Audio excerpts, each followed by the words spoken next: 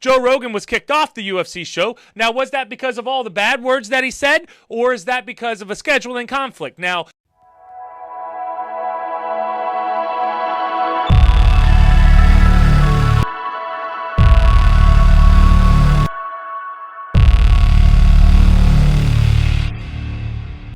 welcome back, ladies and gentlemen. Joe Rogan's always in the news, at least for the past month. He's always been in the news. And I know you guys have been getting my updates here, and more updates to come. Very interesting stuff, because I always thought that whenever you do things that are regrettable in your past, it's always your close friends and people who you deal with every day that is most important. And you want them to know your authenticity.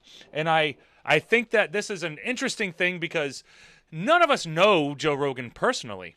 None of us actually know the guy.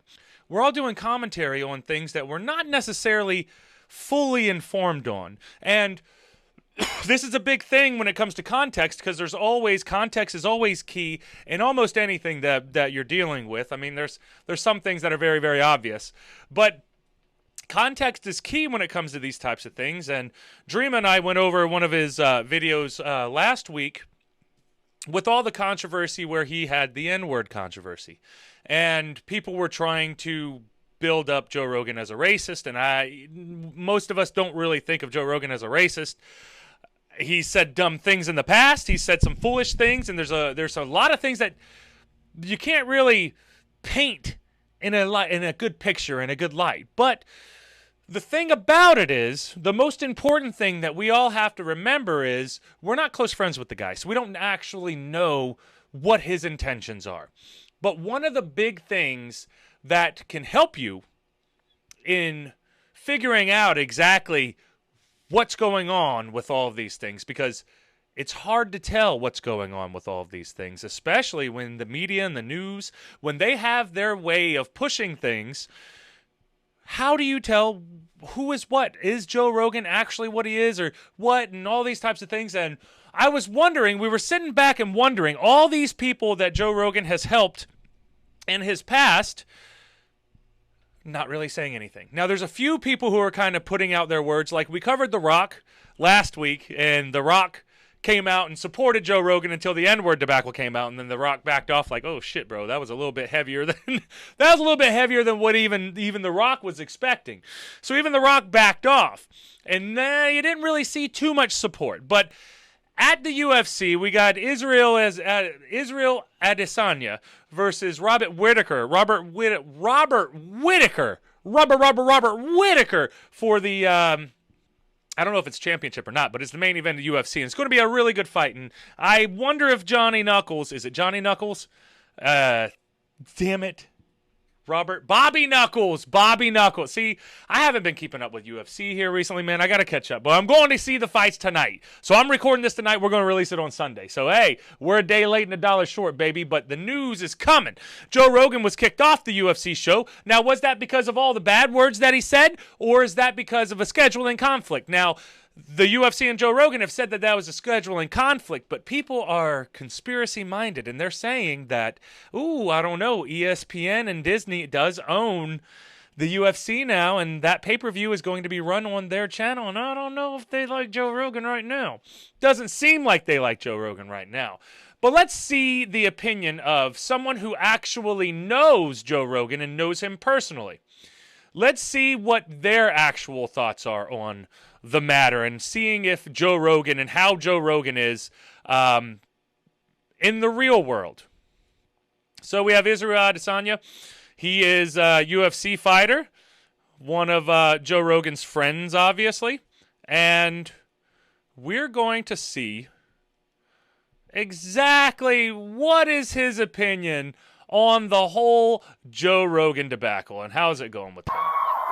And Dana, I had a question for you around Joe Rogan. There's been a lot of controversy.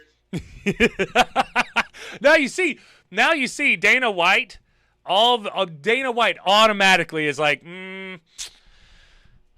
not really feeling this. He walks away. With him.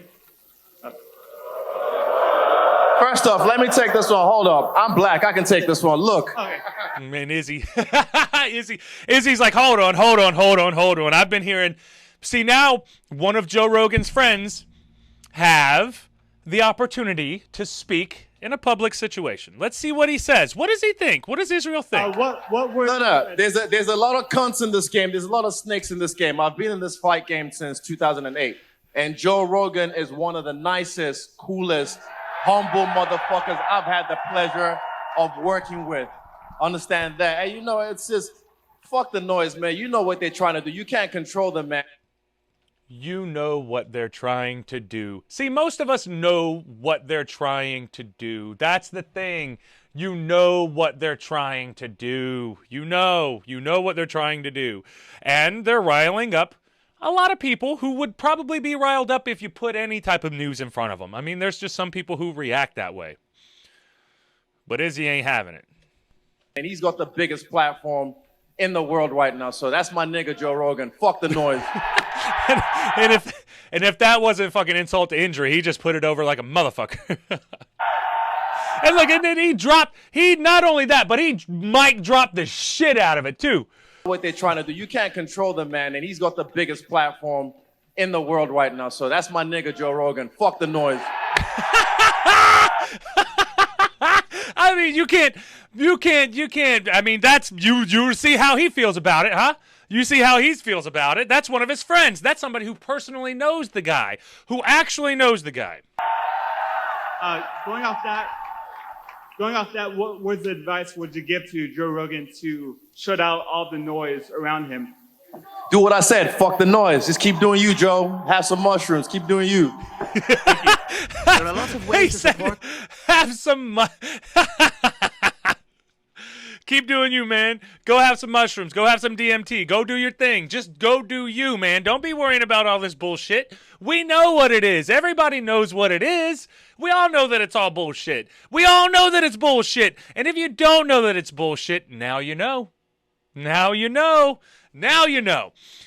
But I don't really know any other type of mic drops that you can have with that. And now after Izzy did that, it made me think that, like, oh, no, there was, Joe Rogan did just come back a couple of days ago, and he had a really good point on his podcast, and we didn't get to talk about that.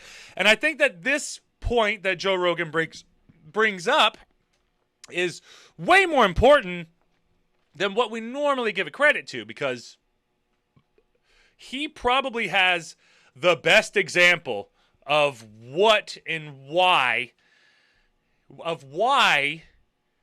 you should pay attention to everything outside and not necessarily put all of your hopes and dreams and everything else into the internet life, because the internet world is going to break your heart. It's going to break your feelings. It is the internet.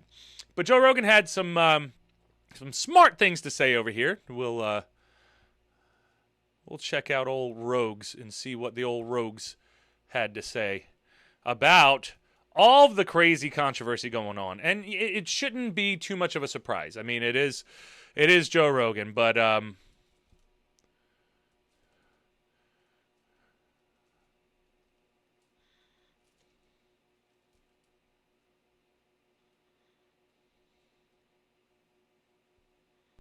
You. I'm good. You're good? You seem good. If you stay offline, it's just real life. Yeah. If you stay offline, it's just real life. That's a huge point that we all can take. We all can take a point from that.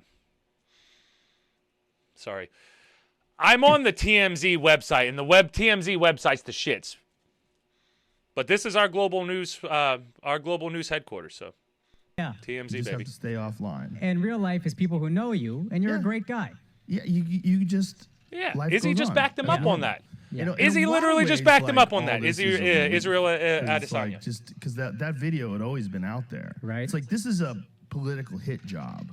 And Yes. so they're taking all this stuff that I've ever said that's wrong and smushing it all together. Right. But it's good because it makes me address some shit that I really wish wasn't out there. And you know why I'm proud of you? Because I think comedians have for years done this immature thing where it's like, we don't apologize. We say whatever we want.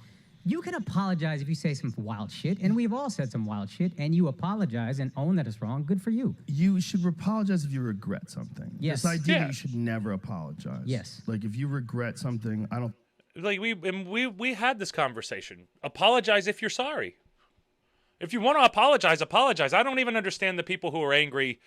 I don't even understand the people who are angry at Rogan for apologizing because, I mean, he wanted to apologize. He felt bad about it. That's his own actions. Why do you know? Oh, it's given into the mob. Yeah, sure. Maybe. And it is never good enough to some people. Sure. It's definitely never good enough. But there will be people who will take that seriously and be like, okay, well, he thought about it and he really is sorry. I mean, most reasonable people, I would think, would think like that. Regret something. I don't think there's anything wrong with apologizing, but I do think you have to be very careful to not apologize for nonsense. Correct. Like you see Aquafina, she apologized. Like she defended. I guess she didn't apologize. She sort of defended the way she talks. Yes. And they were saying that it was a black scent. Yeah. Well, it's Yeah, I don't know what he's talking about It's there. weird that there's like ways you're allowed to talk. I don't know. They're just going to break down like ways that you're allowed to talk and stuff like that. Not very interesting to me. But it is very interesting to me because he's still out there doing his thing, probably still out there getting 11 million downloads per month or whatever the hell he's got, and life goes on. And Joe Rogan probably has had the cancel mob coming after him harder than anybody else I've ever seen. I mean, they were coming at him hard over and over and over and over. And at this last point, the N-word video seems like that was like the atom bomb. What more can they do to him now? Unless he messes up in the future, what more can they do to him? I mean, they've went through everything.